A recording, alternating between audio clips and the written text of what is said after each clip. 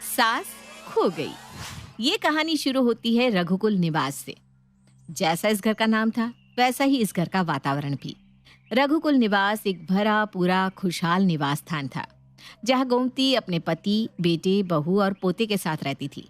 परिवार में किसी चीज की कोई कमी नहीं थी। सभी आपस में इतना प्यार से मानो कलयुग में राम राज्य हो वैसे रहते थे। एक सुबह गोमती की सहेली रश्मि उससे मिलने आती है। बड़े भाग्य है तेरे गोमती, जहाँ आज के जमाने में कोई एक दूसरे का मुंह नहीं देखना चाहता, वहाँ तेरे परिवार में इतना मेल देखकर मुझे ना बड़ी खुशी होती है। मेरी बेटी बता रही थी कि रात को तेरी बहुएं तेरे पैर भी दबाती है, और तेरे बेटों को तो मैंने खुद देखा है, तेरी सांस सांस गिनते हैं। थू रश्मि, नजर ना लगा। आप बच्चों ने जो देखा वही सीखा। इसी तरह मैं भी तो अपनी सास की सेवा करती थी। भगवान की बड़ी कृपा है हम पर, जो हमारे बच्चों में वही संस्कार आए। मैंने भी अपने सास ससुर की कम सेवा नहीं की थी गोमती, पर देख, मेरी बहू आए दिन मेरी मौत की कामना करती रहती है। टेंशन से तो मैं बीमार चलने लगी हूँ। कल मरती मैं आज मर जाऊं और उसकी आंख में एक आंसू ना आए। तभी रश्मि का फोन बजने लगता है। लो आ गया फोन। 2 मिनट घर से निकली नहीं कि फोन बज जाता है। तो अच्छी बात है ना कि बहू तेरी फिक्र करती है। सो रही थी जब मैं निकली, नींद खुल गई होगी। अब सुबह की चाय तो चाहिए, तो कौन बनाएगा? सासू माँ बनाएगी। यही तो इज्जत है मेरी। चल चलती हूँ, तू अपना ख्याल रख। रश्मि के जाने के बाद गोमती निकिता से कहती है, घोर कलयुग आ गया है बहू। बेचारी रश्मि आई थी, बड़ी परेशान थी। क्या ही कर सकते मम्मी जी, सबका अपना अपना भाग्य है। आप बैठिए, मैं अभी आपके लिए चाय नाश्ता लेकर आती हूँ। चाय पीते पीते गोमती खुद में खुश हो रही थी, तभी गौतम वहां आता है। जाओ रकुल, अपनी दादी को मंदिर ले जाओ। मेला भी लगा है दादी, हम उस मेले में भी जाएंगे।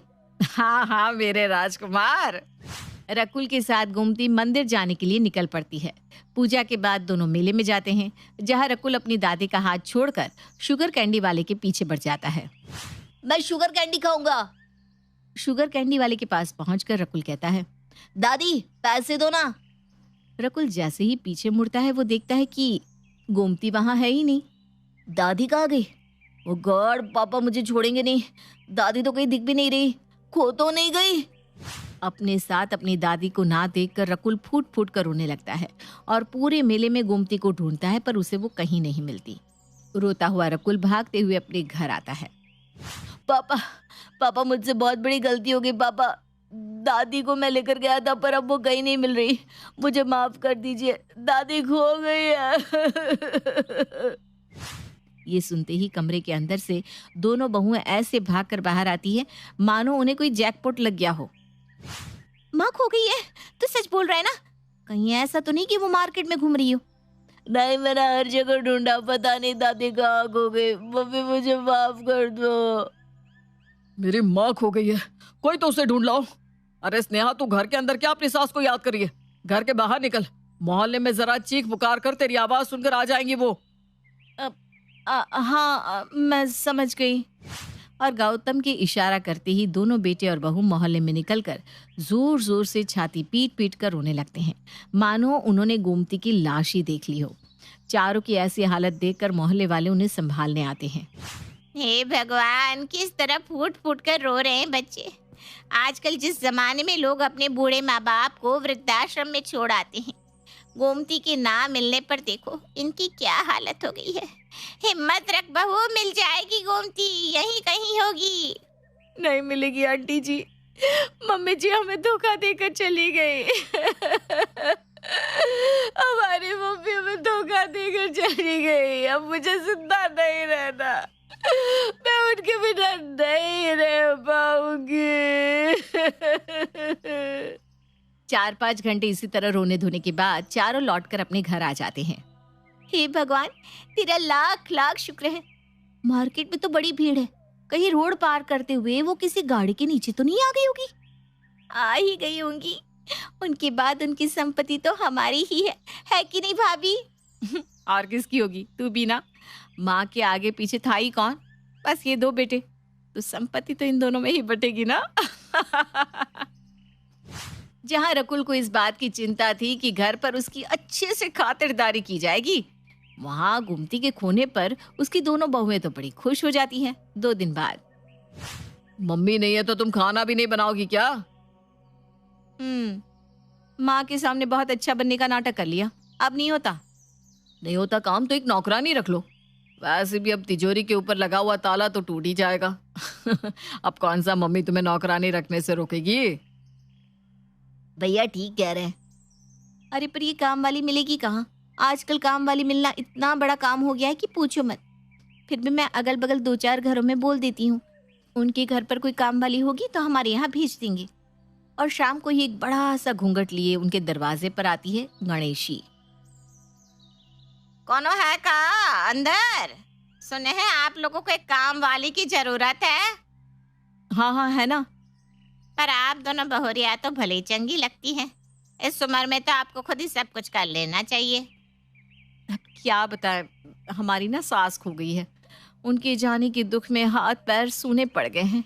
एक काम नहीं हो पा रहा, पर घर में बच्चा भी तो है, तो उसे स्कूल का टिफिन पैक करके भी तो देना होता है। तो सोचे एक काम वाली ही रख लेते हैं। वैसे नाम क्या है तुम्हारा? गोमती। ये क्या बोल रही हो तुम? गलत कहाँ बोला बहुरिया? हमारी माँ का नाम था गोमती और हम है गोमती की बेटी गणेशी। वो देखो ऊपर जो तस्वीर लगी है ना, वो मेरी सास की है। उनका नाम भी गोमती ही था, इसलिए मैं जरा घबरा गई। मतलब उनकी याद में इमोशनल हो गई। बहुरिया तुम तो कह रही थी कि तुम्हारी सास खो गई है, तो उनकी तस्वीर पर माला क्यों चढ़ा दिए? यही मान लिया कि वो मर गई हैं? खैर मुझे क्या, मुझे मेरा काम बता दो। और गणेशी स्नेहा और निकिता से घर का सारा काम पूछकर अच्छी तरह से काम संभाल लेती है। एक बात बताओ गणेशी आंटी, आप इतना बड़ा घूंघट रखती हो तो आपको दिखता कैसे है? अब गिर नहीं जाती? मेरा घूंघट उठ गया ना तो कोई बचेगा थोड़ी ना बेटवा। क्या क्या कहा आपने? वैसे आपको पता है, आपकी ना बहुत सारी हरकतें बिल्कुल मेरी दादी की तरह है। जैसे कि आप दूध में बादाम डालकर मुझे देती हो, ऐसे ही मेरी दादी भी क्या करती थी। बहुत याद आती है मुझे उनकी। यही तो मैं भी बोलने वाला था आंटी जी। जैसी मेरी माँ रोटियां बनाती थी, आपकी रोटियों में भी वही स्वाद है। आपकी हाथ की रोटियां खाकर मुझे लगता है कि मानो मम्मी ही रोटियां बना रही है। पर अब वो कहाँ रही, न जाने किस दुनिया में होगी। हो सकता है कि वो हमें देख रही हो। देखी तो रही है बेटा। मम्मी जी ना एक साड़ी पहना करती थी, न जाने उसने कहाँ रख दी। चांदी की बॉर्डर वाली। अलमारी के दूसरे वाले रैक में होगी। और जैसे ही गणेशी ये कहती है, सब उसकी ओर देखने लगते हैं। आपको कैसे पता कि हमारी मम्मी जी की साड़ी उस रैक में रखी है? हाँ बताओ गणेशी, कहीं तुम हमारे घर में चोरी तो नहीं कर रही हो ना? चोर होगा तू? यहाँ मोहल्ले के 10 लोग मुझे काम पर रखने के लिए बैठे हैं और एक तुम लोग हो जो मुझ पर इल्जाम लगा रहे हो। इस घर में कोई एक तिनका भी नहीं उठाना चाहता, सब काम हमका ही करना पड़ता है। आपकी मरी हुई या खोई हुई सास की साड़ी बाहर बिस्तर पर रखी हुई थी, उस पर धूल ना पड़ जाए इसलिए हमने साड़ी को अलमारी में हिफाजत से रख दिया। तो गलती कर दी है क्या? नहीं Ganeshi, we are sorry really. आज सभी मिलकर एक मीटिंग करते हैं। मैं तो बोलता हूँ कि इसके पहले कि मम्मी का कोई नामो निशान मिले, हमें लॉयर को बुलाकर संपत्ति आधी आधी करवा लेनी चाहिए। बलिहारी जाऊं आपके इस दिमाग में है? कल ही हम बुलाते हैं ना एक लॉयर को और कर लेते हैं सब आधा आधा। कितनी अजीब बात थी। सभी के सामने प्रेम से रहने वाले रघुकुल निवास के लोग असल में कुछ और ही थे। समाज के सामने अपनी माँ के खो जाने पर रोना और पीछे उनकी संपत्ति हड़पने की तैयारी करने लग जाना। पर गोमती अचानक गायब कहाँ हो गई थी? मम्मी जी एक साड़ी पहना करती थी ना, न जाने उसने कहाँ रख दी। वो चांदी के बॉर्डर वाली अलमारी के दूसरे वाले रैक में होगी। और जैसे ही गणेशी ये कहती है, सब उसकी ओर देखने लगते हैं। आपको कैसे पता कि मम्मी जी की साड़ी रैक में रखी है? बताओ गणेशी, कहीं तुम हमारे घर में चोरी तो नहीं कर रही हो? चोर होगा तू? यहाँ मोहल्ले के 10 लोग मुझे काम पर रखने के लिए बैठे हैं और एक तुम लोग हो जो मुझ पर इल्जाम लगा रहे हो। इस घर में कोई एक तिनका भी उठाना नहीं चाहता, सब काम हमको ही करना पड़ता है। आपकी मरी हुई या खोई हुई सास की साड़ी बाहर बिस्तर पर रखी हुई थी, उस पर धूल ना पड़ जाए इसलिए हमने साड़ी को अलमारी में हिफाजत से रख दिया। तो गलती कर दी है क्या? नहीं नहीं गणेशी, वी आर सॉरी। रात को रकुल के सोने के बाद सभी मिलकर एक मीटिंग बुलाते हैं। मैं तो बोलता हूँ कि इसके पहले कि मम्मी का कोई नामो निशान मिले, हमें लॉयर को बुलाकर संपत्ति आधी आधी करवा लेनी चाहिए। बलिहारी जाऊं आपके इस दिमाग में। हम कल ही बुलाते ना एक लॉयर को और कर लेते हैं सब आधा था। और अगले ही दिन गोमती का लॉयर घर आता है। उसके आने के पहले ही दोनों बहुएं एक सफेद साड़ी पहनकर, आंखों में ग्लिसरीन लगाकर जमीन पर अपनी सास की तस्वीर लिए बैठ जाती है। दोनों बहुओं की ऐसी हालत देखकर लॉयर घबरा जाता है। गौतम, ओ माय गॉड, ये क्या हालत बना ली है तुम सभी ने अपनी। मुझे पता चला कि गोमती जी खो गई हैं, पर तुम लोगों को खुद को संभालना होगा। वो हमारी सास नहीं थी, हमारी माँ थी। कैसे संभाले हम खुद को, न जाने कहाँ होगी वो। हाँ अंकल, आप तो जानते ही हैं हमारे परिवार में कितना लगाव है सभी को एक दूसरे से, तो ये तो होना ही था। देखिए, हमने आपको इसलिए यहाँ बुलाया है, ये जानने के लिए कि क्या कोई और तो नहीं है ना जिसके नाम मम्मी ने प्रॉपर्टी कर दी है। हो सकता है कि प्रॉपर्टी के लिए उन्हें किडनैप कर लिया हो। अरे ले ले प्रॉपर्टी, बस हमारी मम्मी जी हमें लौटा दे। तो प्लीज बताइए ना, उन्होंने अपनी प्रॉपर्टी किसके नाम की है? आई एम सॉरी, इसके बारे में तो मैं आपको कुछ नहीं बता सकता। गोमती जी ने अपने विल में साफ साफ कहा है कि उनकी संपत्ति का हकदार कौन होगा वो स्वयं खड़े होकर सभी को बताएंगे, और सभी के सामने अपनी वसीयत का हकदार बताने के पहले ही उनका अता पता ना चले तो उनकी प्रॉपर्टी को ट्रस्ट में दे दिया जाए। ये क्या बोल रहे हैं आप अंकल? सारी प्रॉपर्टी ट्रस्ट में चली जाएगी? अरे कोई और तो उपाय होगा ना। ये पैसा तो हमारे पापा की मेहनत की कमाई है, उनकी आखिरी निशानी ही समझिए। ये हमारा घर, ये रघुकुल निवास, इसे हम नहीं छोड़ सकते। समय बर्बाद ना करके आप जल्दी से जल्दी गोमती जी को ढूंढने की कोशिश कीजिए। अगर वो नहीं मिली तो इस चीज का प्रूफ लाइए कि वो अब इस दुनिया में नहीं रही, और दोनों ही ना ला पाए तो प्रॉपर्टी तो ट्रस्ट में जाकर ही रहेगी। लॉयर की ये बात सुनकर रघुकुल निवास में तो जैसे हड़कंप मच जाता है। अभी तक गोमती के खोने का जश्न मना रहे उसके बेटे और बहू पागलों की तरह उसे यहाँ वहाँ ढूंढने लग जाते हैं।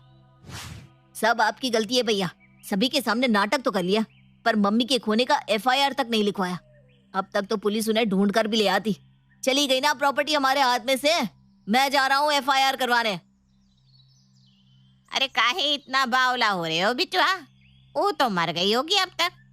किसी औरत को अपनी माँ बनाकर मरा हुआ साबित कर दो, बस फिर क्या हो जाएगी संपत्ति तुम्हारी। और इस राज को राज रखने के लिए इस घर का एक हिस्सा हमें भी दे देना। थोड़ी ना ज्यादा मांग रहे हैं हम। क्या बोलती हो निकिता? वैसे ये बुढ़िया बोल तो ठीक रही है, पर तुम जाओ पहले FIR करवा कर आओ। हमारे पास प्रूफ भी तो रहना चाहिए कि हमने मम्मी जी को ढूंढने की बहुत कोशिश की थी। फिर एक अधेड़ उम्र की औरत का इंतजाम करना होगा जिससे साबित किया जाए कि मम्मी जी वही है। फिर तो उनकी प्रॉपर्टी हमारी हो ही जाएगी। आपने तो अपनी शादी के सारे गहने माँ से वापस ले लिए थे। एक मैं ही पागल थी जो अच्छी बनने के चक्कर में सब कुछ मम्मी जी के पास छोड़ बैठी थी। अगर ये सब पता चल गया तो मेरे मायके के गहने भी चले जाएंगे। अच्छी बनने का नाटक मेरे लिए नहीं कर रही थी, मम्मी जी से प्रॉपर्टी चाहिए थी। तुम्हारा मन काला है ये तो मैं शुरू से जानती थी। चुप रहिए वरना मेरा हाथ उठ जाएगा। दोनों बहुएं एक दूसरे के बाल खींचने लग जाती हैं। सतयुग का दिखने वाला परिवार अचानक ही महाभारत में बदल जाता है। दोनों को शांत करवाकर निखिल FIR करवाने निकल जाता है और सभी बैठकर एक बूढ़ी औरत को ढूंढने के बारे में बात करने लग जाते हैं। अधेड़ उम्र के तो हम भी हैं बहुरिया, हमें बन जावत है तुम्हारी सास। बस चेहरे का कुछ करना होगा, पर इस एक्टिंग के अलग से चार्ज करेंगे, बता दे रहे हैं। ओह माय गॉड गणेशी, तुम तो बड़ी होशियार हो गया सारा प्रॉब्लम सॉल्व। तब समय बर्बाद मत करो, कल ही लॉयरवा को यहाँ बुलवा लो। कल हम ऐसा रूप लेकर आएंगे कि लॉयरवा भी पहचान नहीं पाएगा कि हम गोमती है कि गणेशी। और प्रॉपर्टी के लालच में सभी गणेशी पर विश्वास कर अगले ही दिन लॉयर को बुला लेते हैं। तो कहाँ है गोमती जी? कौन साइन करेगा इन पेपर्स पर? देखिए, जब तक इन पेपर्स पर उनके दस्तखत नहीं होते मैं उनके विल को आप लोगों के सामने नहीं पढ़ सकता। और तभी बड़ा सा घूंघट लिए गणेशी वहां आती है और कहती है, गोमती बाला, इस घर की मालकिन।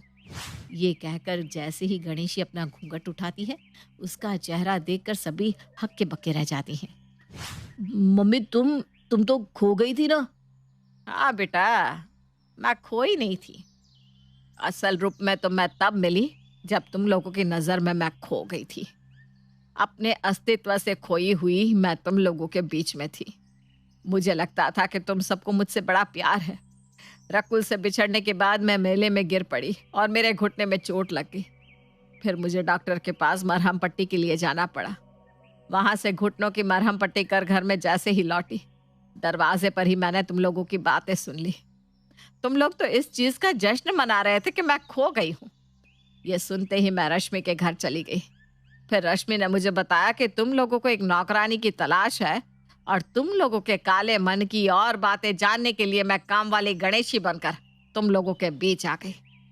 मुझे हर पल लगता रहा कि तुम लोगों में बदलाव आएगा, पर नहीं, मैं हर वक्त गलत साबित होती रही। तुम लोग तो एक मरी हुई माँ ढूंढ कर लाने के लिए भी तैयार हो गए क्योंकि तुम्हें चाहिए थी प्रॉपर्टी, जो अब तुम लोगों की नहीं होने वाली।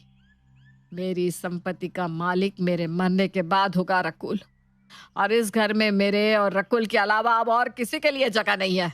निकल जाओ मेरे घर से। और हाँ स्नेहा, तुम्हारे मायके से आए हुए गहने अब तुम ले जा सकती हो। मैं हाथ जोड़ती हूँ, मुझे माफ कर दीजिए, मुझसे गलती हो गई। मुझे मार ले, मुझे डांट दे, सो गालियां दे दे, माँ पर ऐसा मत कर। मैंने आपको मम्मी कहा था सबसे पहले। मेरी बात सुन लीजिए मम्मी, मुझे माफ कर दीजिए। आप लोग इस घर में रहने के लायक ही नहीं है। आप लोगों ने जो दादी माँ के साथ किया वो आप लोगों के साथ भी होना चाहिए। और अपने मन की ममता को दरकिनार कर गोमती अपने दोनों बेटे और बहू को घर से बाहर निकाल देती है। मुझे तुझ पर नाज है मेरी दोस्त। तू एक मिसाल बनी है उन माओं के लिए जो अपने घर पर प्रताड़ना सहती है और चुप रहती है। मैं भी अब अपनी बहू की नहीं सुनूंगी, नहीं चलने दूंगी उसकी। मैं भी अब घर नहीं जाऊंगी। समाज क्या सोचेगा, लोग क्या कहेंगे, ये अगर गोमती सोचती तो उसे अपने घर पर ही घुट घुट कर रहना पड़ता।